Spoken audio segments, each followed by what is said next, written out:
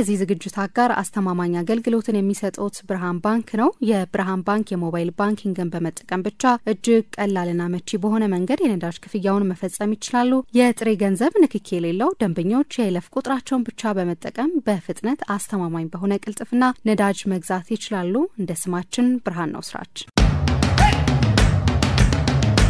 ተመልሰናል አድማጮቻችን አራዳ ኤፍኤም 95.1 ላይ ትገኛላችሁ። ፕሮግራሙ ፉትቦል ካፌ ነው። ሌላኛውን ጉዳይ እንመልከት። የብራዚል ክለቦችን ጉዳይ እንመልከት። በክለቦች ዓለም ዋንጫ ላይ ውድድሩን ከፈለጉትና ውድድሩን ካደመቁት ክለቦች መካከል የብራዚል ቡድኖች ናቸው። አሁን ቢሆን እዚህ ውድድር ላይ ያሉና ይሄንን ጉዳይ እንመልከተው ምን ማለት ነው የሚለውንም እናንሳ። የብራዚል ብሔራዊ ቡድን በከፋ ቀውስ ውስጥ እንዳለ ይታወቃል እና ለምሳሌ ባለፈው ወደ ዓለም ዋንጫ አልፈዋል፣ ግን ሶስተኛ ሆኖ ነው የሚያልፉት። ጨዋታቸውን ካሸነፉ በኋላ የነበረው ስሜት የረፍት ስሜት ነው። ምክንያቱም ረጅም ጊዜ የብራዚል ብሔራዊ ቡድን በውጤት ማጣቱ ሲዳክር ነበር። ያለፉት 2 ዓመታትም ደግሞ ይበለጠ የባሰባቸው ነበሩ። ቁም ነገሩ ፓራጓይን ካሸነፉ በኋላ ለዓለም ዋንጫ ማለፋቸውን ቢሆን ምሳ ግን የአርጀንቲና ብሔራዊ ቡድን በሂሳባዊ ስሌት ወደ ዓለም ዋንጫው ማለፉን ካረጋገጠ ከ13 ወራት በኋላ ነው የብራዚል ብሔራዊ ቡድን ያረጋገጠው። ረጅም ጊዜ መጠበቅ ነበረባቸው።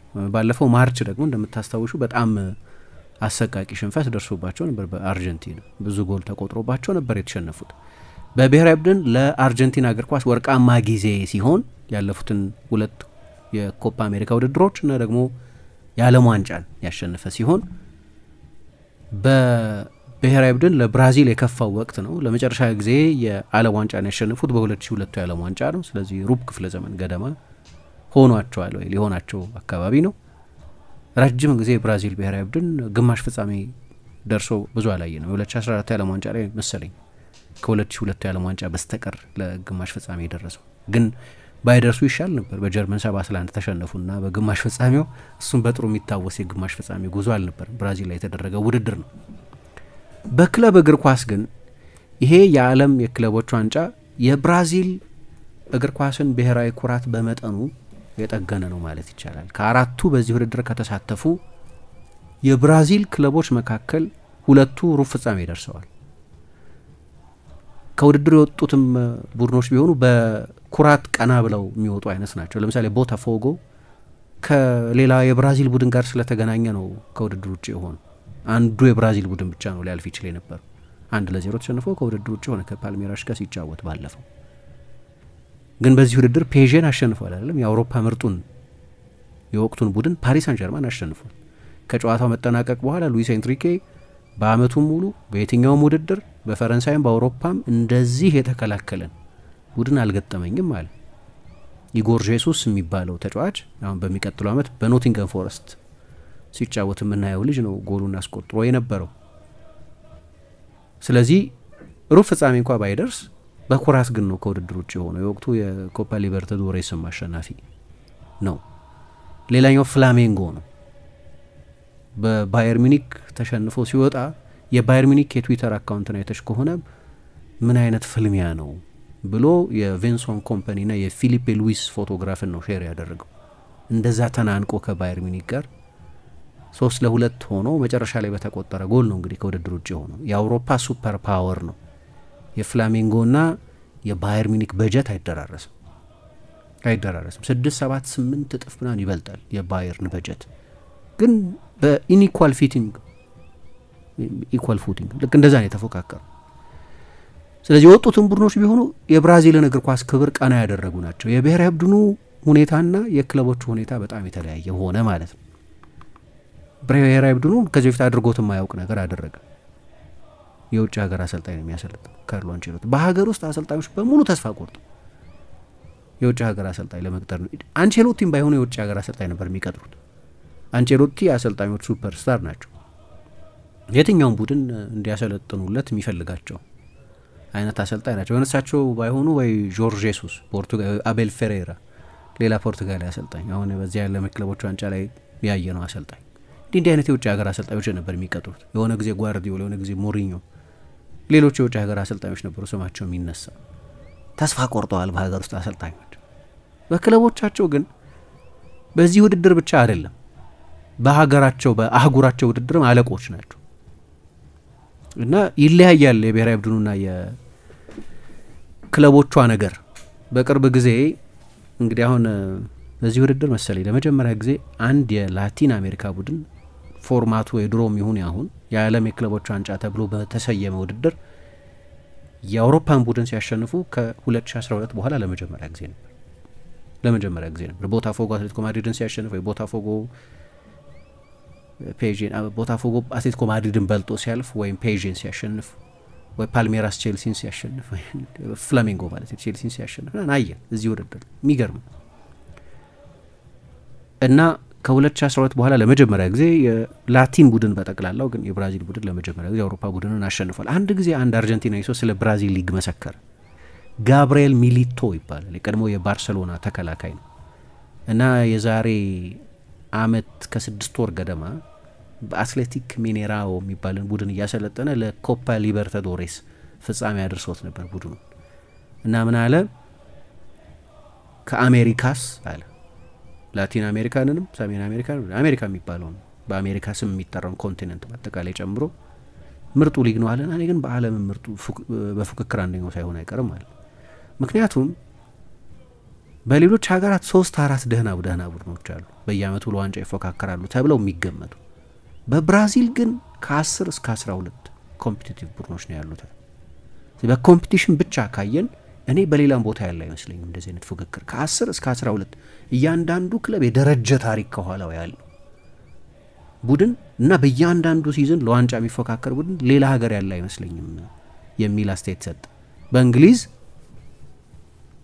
5 ወይ 6 ትልልቅ ክለቦች አሉ ሁልጊዜም ቢግ 6 ምናምን ምንላቸው። በስፔን 3 አሉ ብዙ ጊዜ ምናልባት አንድ አራተኛ ይጨመራል ግን ሬጉላርሊ 3 ሁለቱ የማድሪድ ክለቦችና ባርሰሎና።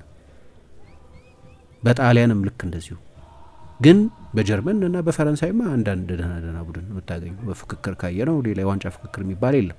እሱ እንደሚለው ከ10 እስከ 12 ነው የምላችሁ ትልቅ ታሪክና የደረጃ በጀት ያላቸው ቡድኖች። ስለዚህ አንዳንዴ ተጫዋቾችን ሪቴን ማድረግ የሚችሉ ናቸው ይላል። አሁን የዓለም ክለቦች ዋንጫ ላይ ያየንና ሊያው ምርጦቹ ብራዚላውያን እኮ በብራዚል የሉ። ኤንሪኬ እንዳለው ምርጦቹ ብራዚላውያን አውሮፓ ውስጥ ነው የሚጫወቱት። ቪኒሺየስ ይሁን ሮድሪጎ ይሁን ወይ ማንም ትልቅ ወይ ራፊኛ ይሁን ሌላም ተጫዋች በብራዚል አይደለም የሚጫወተው። ምርጦቹን ብራዚላውያን ሳይዙ ነው ይሄንን እያደረገው። ምክንያቱም በአውሮፓ የፋይናንስ አቅም ምክንያት ተቀምጠዋል ብዙዎቹ። ግን በአህጉራቸው ከ2019 እስከ 2024 ባለው ጊዜ ያለፉት 6 የኮፓ ሊበርታዶሬስ ሻምፒዮኖች የብራዚል ክለቦች ናቸው። ፍላሜንጎ 2 ጊዜ፣ ፓልሜራስ 2 ጊዜ፣ ፍሉሚኔንሴ ወይም ብራዚሎቹ ፍሉሚኔንስ የሚሉት ቡድን 1 ጊዜ፣ ቦታፎጎ 1 ጊዜ። ያለፉት 6 የኮፓ ሊበርታዶሬስ አሸናፊዎች ከ12ቱ ፋይናሊስቶች በእነዚህ 6 ሲዝኖች ከ12ቱ ፋይናሊስቶች 10ሩ የብራዚል ክለቦች ናቸው። 4 ጊዜ የብራዚል ክለቦች ብቻ በፍጻሜ ተጫውተዋል። ኦል ብራዚሊያን የኮፓ ሊበርታዶሬስ ፍጻሜን 4 ጊዜ አይተናል ከ6ቱ ሲዝን። በመሃል ሪቨር ፕሌት 2019 እና ቦካ ጁኒየርስ 2023 ለፍጻሜ ደርሰዋል። ግን በእነዚህም አጋጣሚዎች በብራዚል ቡድኖች ናቸው የተሸነፉት። ስለዚህ የብሔራዊ ቡድኑ ሁኔታና የክለቦቹ ሁኔታ በዚህ ዓለም የክለቦች ዋንጫ ብቻ ሳይሆን በአህጉራቸው ውድድርም ላይ ልዩነት አለው። በስታይልም ቢሆን ግን አሁን ከትልልቆቹ ውድድሮች ጋር ካወዳደረ መቀደማው ፍላሜንጎ ቼልሲን ሲያሸንፍ አንድ የኦፕታ ዴታ ያያየው ነበር። በመጀመሪያ አጋማሽ ፍላሜንጎ 63% የኳስ ቁጥጥር ብልጫ ነበር። ቼልሲ በዚህ አመት ከ60% በላይ በሆነ የኳስ ቁጥጥር ብልጫ በዚህ አመት የተበለጠው በ3 አጋጣሚ ብቻ ከሊቨርፑል ጋር ከማንቸስተር ሲቲ ጋር እና አንድ ጊዜ ከብራይተን ጋር በተደረገ ጨዋታ ለአራተኛ ጊዜ ብቻ ነው በዚህ ሲዝን ከ60% በላይ በሆነ የኳስ ቁጥጥር ብልጫ በየትኛውም ውድድር የተበለጠው።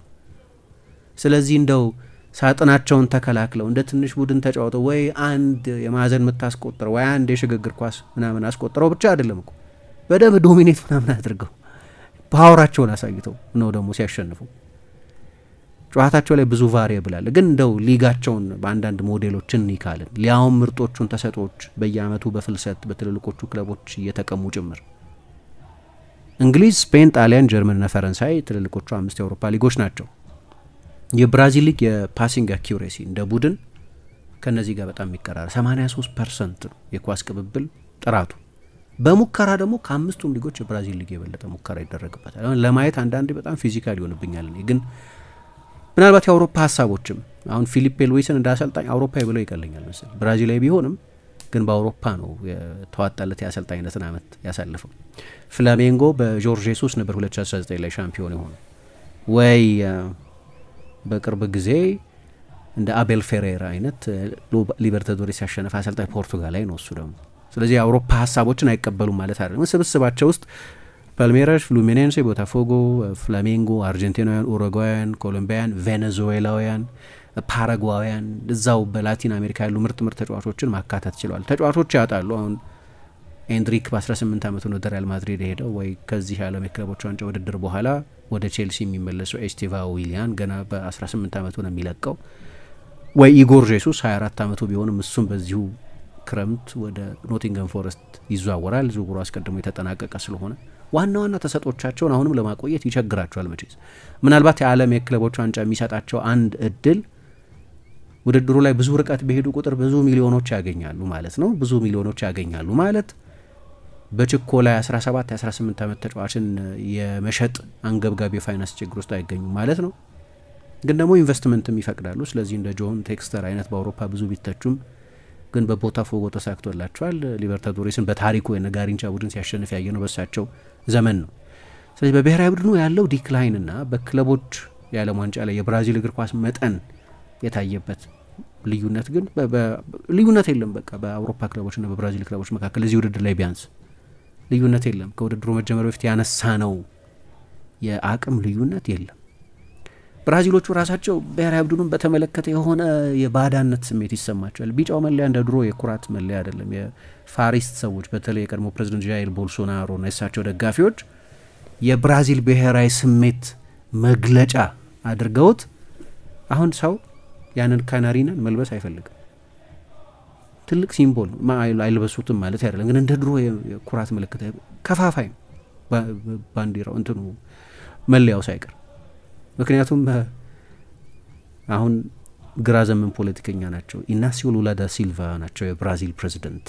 የሆነ ጊዜ ግን ያ መለያ በፋሪስቶች በፋራይቶች ተወስዶ ነበር። እንግዲህ በዓለም ታሪክ የሀገሪቱ ብሔራዊ ስሜትና እግር ኳስ እንደ ብራዚል የተቆራኙበት የትም ቦታ የለም ይባላል። ልዩ ቁርኝት ነው ያለው። ያንን ሁሉ ያፋታቸው ሆነ ፖለቲካው። ትልቁ ሌጀንዳቸው ኔይማርም በብዙ ግራ ዘመም ወይም ሌፍቲስቶች አይወደድም። ምክንያቱም የጃይር ቦልሶናሮ ደጋፊ ነው። ውጤት ብቻ አይደለም እኮ ብሔራዊ ቡድኑን በተመለከተ ያለው ችግር በጣም ስር የሰደደ ነው። ከውጤትም በላይ ነው ማለት ነው። ከዚያ ደግሞ ሪካርዶ ቴክሼራ የሚባሉ ፕሬዚደንት ነው ረጅም ጊዜ ከ20 ምናምን ዓመት በላይ የቆዩ። እሳቸውና ምክትሎቻቸው በሙስና ምናምን ተያዙና ሲቢኤፍ ራሱ ብዙ ወንጀል የሚፈጸምበት እንደነበር በቅርብ ጊዜ ብዙ ጥናቶች አሳዩ። እና እግር ኳሱ ብዙ ታሟል። ግን ቢያንስ እንደው የብራዚልን ኩራት በመጠኑ የመለሰ ነው ማለት ይቻላል የዓለም የክለቦች ዋንጫ። ይህ ውድድሮቹ አሁንም እየተደረጉ ይገኛሉ። ለሩብ ፍጻሜ በቃ የብራዚል ቡድኖችም አሉ። አሁን ቀጣይ ተጋጣሚ ፓልሜራስ ከቼልሲ ጋር ነው ጨዋታ። ከባድ ጨዋታ ሊሆን ይችላል። በእርግጥ አሁን በሩብ ፍጻሜው የሚያደርጓቸው ጨዋታዎች የዚህ ዝግጅት አጋር አስተማማኝ አገልግሎትን የሚሰጡት ብርሃን ባንክ ነው። የብርሃን ባንክ የሞባይል ባንኪንግን በመጠቀም ብቻ እጅግ ቀላልና መቺ በሆነ መንገድ የነዳጅ ክፍያውን መፈጸም ይችላሉ። የጥሬ ገንዘብ ንክኪ የሌለው ደንበኞች የይለፍ ቁጥራቸውን ብቻ በመጠቀም በፍጥነት አስተማማኝ በሆነ ቅልጥፍና ነዳጅ መግዛት ይችላሉ። እንደ ስማችን ብርሃን ነው ስራችን።